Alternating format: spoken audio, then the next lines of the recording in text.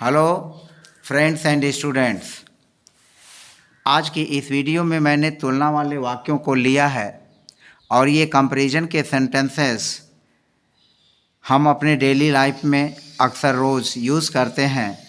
तो इस तरह के वाक्यों को हम हिंदी से इंग्लिश में किस तरह से बोलेंगे उसके बारे में हमने इस वीडियो में इन तुलना वाले वाक्यों को लिया है।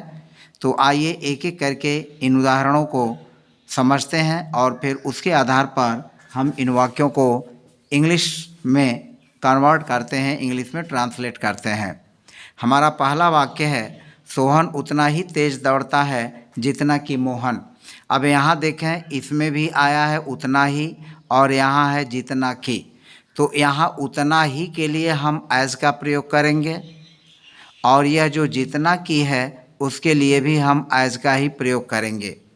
चूँकि इसमें निगेटिव सेंटेंस नहीं है यानी नॉट नहीं है, तो हम एज का ही प्रयोग करेंगे।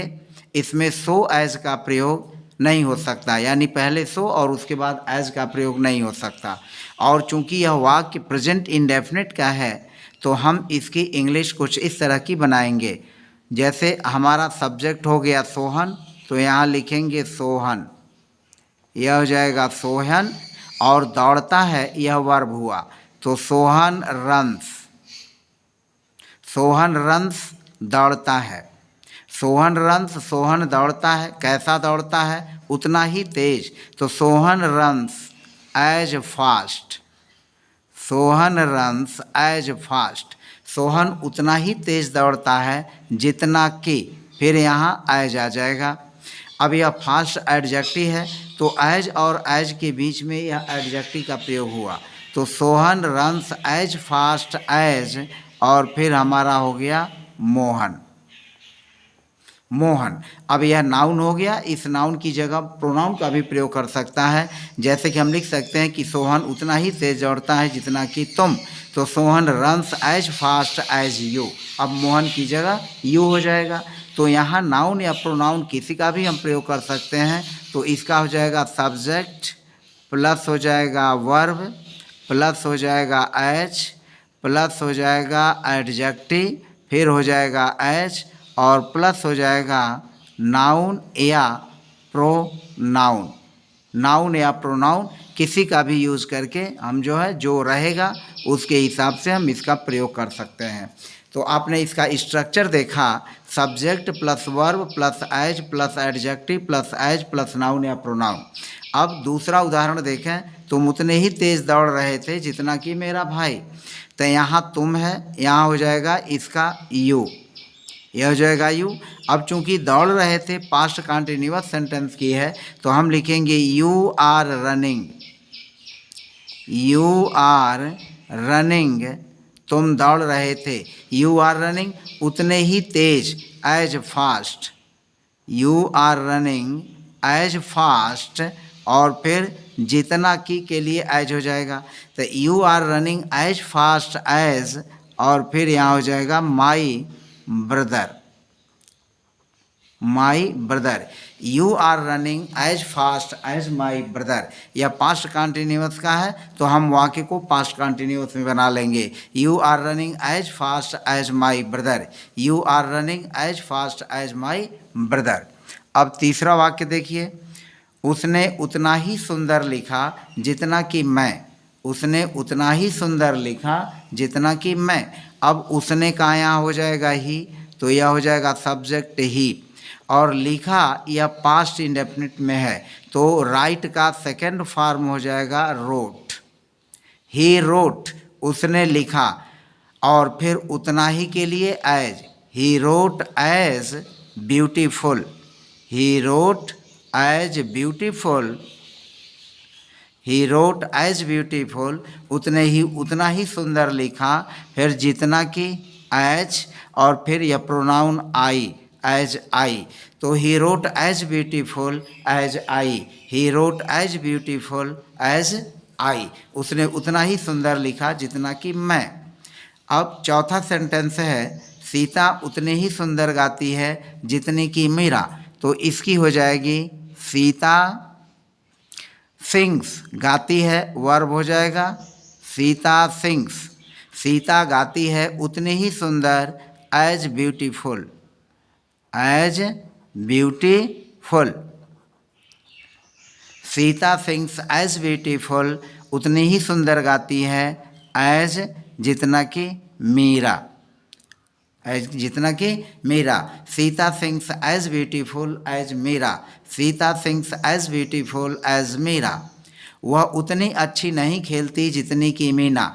अब यहाँ देखें, वह उतनी अच्छी नहीं खेलती जितनी कि मीना। इस वाले तुलना वाले वाक्य में निगेटिव शब्द नाट आया है, तो इस नाट के लिए हम एज का भी प्रयोग कर सकते हैं और हम सो का भी प्रयोग कर सकते हैं। तो यहाँ लिखेंगे शी, वह नहीं खेलती, तो प्रेजेंट इंडेफिनिट का वाक्य है she does not play, she does not play, वह नहीं खेलती। शी डज नॉट प्ले, वह नहीं खेलती उतनी अच्छी, so good, she does not play so good. अब यहाँ हम सो का प्रयोग करेंगे, तो ही she does not play so good as, फिर एज जितने की Meena, she does not play so good as Meena, she does not play so good as Meena.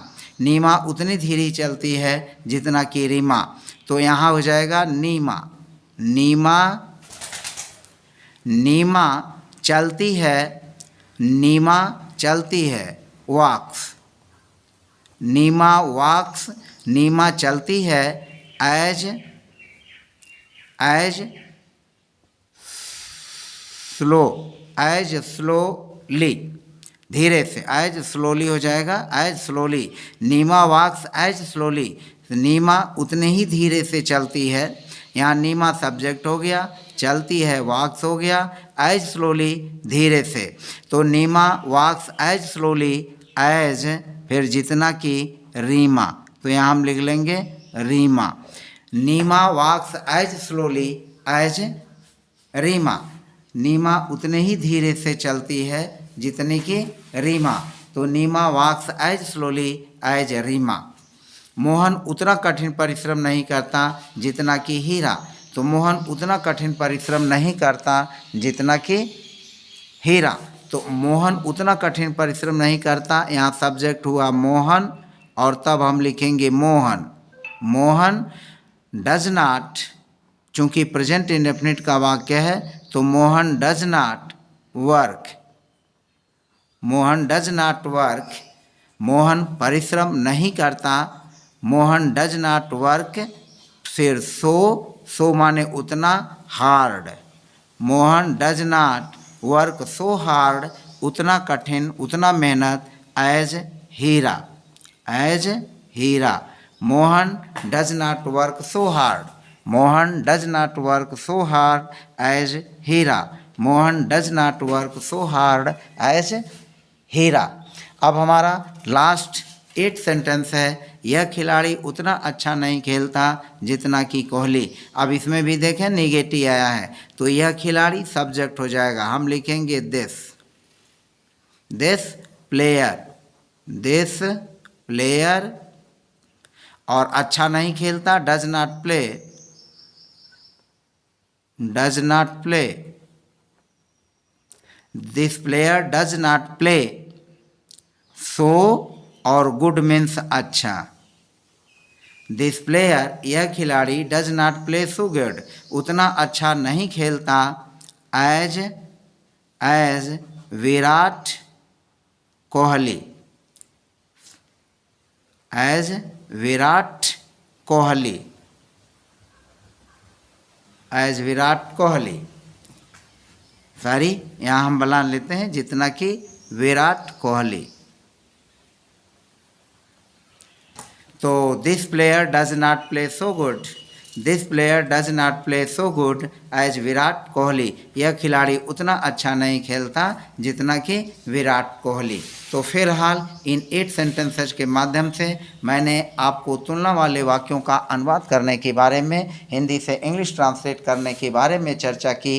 फिलहाल आज की वीडियो में बस इतना ही। यदि आप मेरे चैनल पर नए हैं तो चैनल को लाइक, सब्सक्राइब और शेयर करना न भूलें, कमेंट अवश्य करें और प्रेस बेल आइकन करें ताकि आप मेरे वीडियोज़ के नोटिफिकेशंस मिलते रहें। धन्यवाद। धन्यवाद।